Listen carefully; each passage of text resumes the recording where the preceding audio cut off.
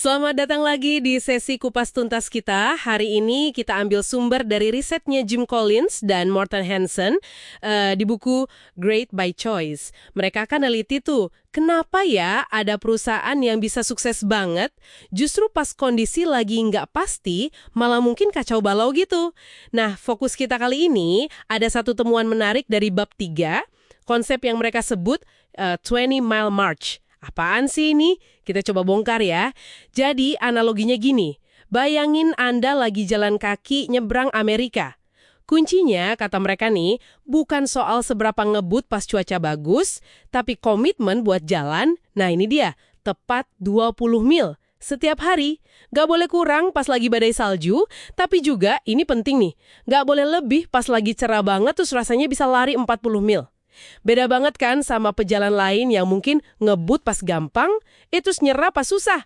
Ya akhirnya ketinggalan jauh. Pertanyaannya jadi gini, apa mungkin ya konsistensi yang kelihatannya biasa aja, malah ngebosenin ini justru jadi kunci sukses di dunia yang serba nggak pasti kayak sekarang?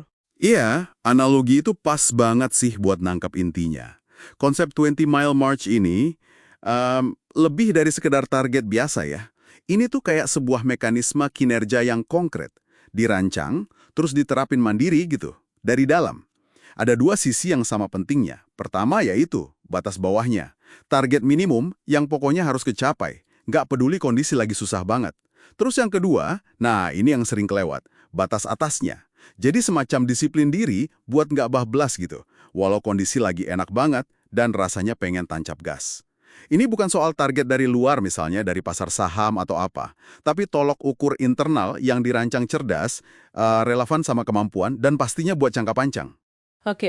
Di risetnya ada contoh perusahaan nggak sih? Biar lebih kebayang gitu. Ada. Salah satu yang paling sering disebut itu Stryker Corporation, pas dipimpin CEO John Brown. Sejak tahun 77, dia tuh menetapkan yang disebut hukum, bukan cuma target. Pertumbuhan laba bersih harus 20% setiap tahun. Wow, 20% setiap tahun, kedengarannya ambisius tapi kaku juga ya. Betul.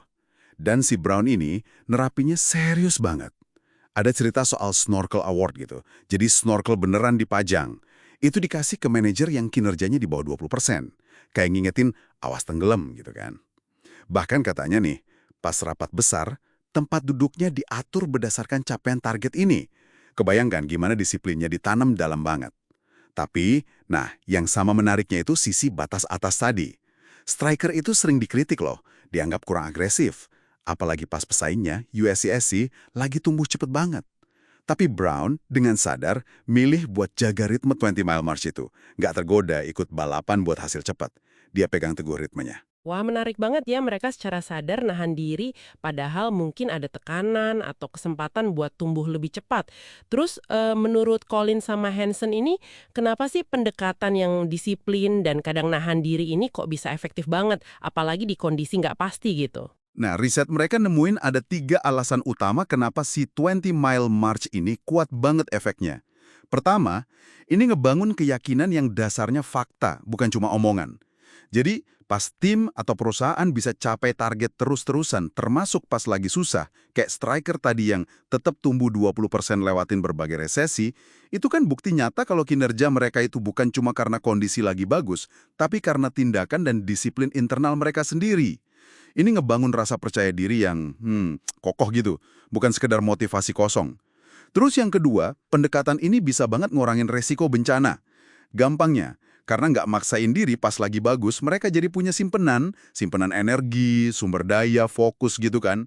Jadi pas ada guncangan dari luar yang nggak diduga krisis ekonomi, masalah industri, pandemi, mereka nggak lagi dalam kondisi ngos-ngosan atau terlalu berisiko finansialnya. Mereka punya daya tahan buat bertahan, malah seringnya bisa maju pas pesaingnya udah pada kelelahan. Hampir semua perusahaan pembanding di studi ini kan ngalamin kemunduran gede karena nggak bisa nahan diri gini. Nah, yang ketiga, ini ngasih semacam kendali di tengah dunia yang rasanya nggak bisa dikendaliin. Kita mungkin nggak bisa ngontrol ekonomi global, langkah pesaing, atau cuaca sekalipun, ya kan? Tapi kita selalu bisa ngontrol tindakan dan respons kita sendiri. 20 Mile March ini cara nerapin disiplin pada apa yang bisa kita pegang kendalinya. Contoh klasiknya itu ekspedisi Roald Amundsen ke Kutub Selatan. Si Amundsen ini secara sadar jaga kecepatan konsisten sekitar 15-20 mil per hari. Dia bahkan nolak saran krunya buat ngebut pas cuaca lagi bagus banget. Hasilnya, ya dia sampai tepat waktu, pulang selamat. Beda sama Robert Scott, pesaingnya. Pendekatannya nggak konsisten, kadang ngebut, kadang stuck, akhirnya tragis. Wow, kontras Amundsen sama Scott itu tajam banget ya. Bener-bener ngegambarin pentingnya ngendaliin ritme sendiri itu. Dan temuan riset ini nunjukin prinsip yang sama berlaku di bisnis modern juga ya, bukan cuma di ekspedisi ekstrem. Tepat sekali. Contoh lain yang dibahas misalnya Southwest Airlines. Itu kan terkenal banget bisa untung 30 tahun berturut-turut di industri penerbangan yang, naik turun banget dan sering rugi. Salah satu kuncinya yaitu mereka sadar nahan pertumbuhan pas lagi jaya-jayanya demi jaga untung, jaga kualitas layanan, sama budaya perusahaan yang kuat. Atau Biomed, perusahaan alat kesehatan. Fokusnya ke pertumbuhan laba yang konsisten dan terukur. Beda sama pesaingnya, Kirchner, yang ambil resiko gede, akuisisi besar-besaran, malah akhirnya ngerusak nilai perusahaannya. Yang penting dicatat nih, perusahaan-perusahaan 10X ini nggak nerapin 20 Mile March setelah sukses ya. Justru disiplin ini bagian penting dari gimana mereka bisa sukses luar biasa itu dari awal. Ini soal disiplin fanatik dari dalam. Oke, jadi Seri utama dari bab ini buat Anda semua pendengar kita adalah tentang kekuatan yang luar biasa dari kemajuan yang terukur, konsisten, dan disengaja. Apalagi pas dunia sekitar kita rasanya penuh gejolak, nggak pasti. Ini bukan cuma soal kerja keras, tapi soal nentuin ritme yang bisa dipertahanin buat jangka panjang, bangun momentum pelan-pelan gitu. Terus, apa artinya ini buat Anda secara praktis? Ya, implikasinya jadi penting banget buat kita nentuin 20 Mile March kita sendiri.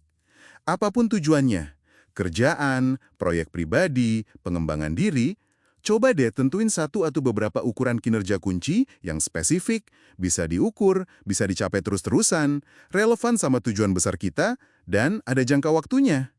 Misal target harian, mingguan, atau bulanan gitu. Kuncinya itu di disiplin ganda tadi, dorong diri buat maju capai batas bawah pas lagi ada tantangan, dan punya kontrol diri buat nggak bablas lewatin batas atas pas semua lagi gampang. Ini strategi buat ngelola energi sama sumber daya biar tahan lama dan bisa capai tujuan jangka panjang di dunia yang selalu berubah ini. Nah, sebagai penutup nih, mungkin bagus buat Anda renungin sebentar. Kira-kira apa ya 20 Mile March Anda? Indikator kemajuan konkret apa mungkin di kerjaan, proyek sampingan, kebiasaan sehat atau proses belajar yang bisa Anda komitmenin buat dicapai secara konsisten? Katakanlah buat 90 hari ke depan, nggak peduli cuaca lagi cerah atau lagi badai. Sesuatu buat Anda pikirkan lebih lanjut deh. Sampai ketemu di pembahasan kita berikutnya ya.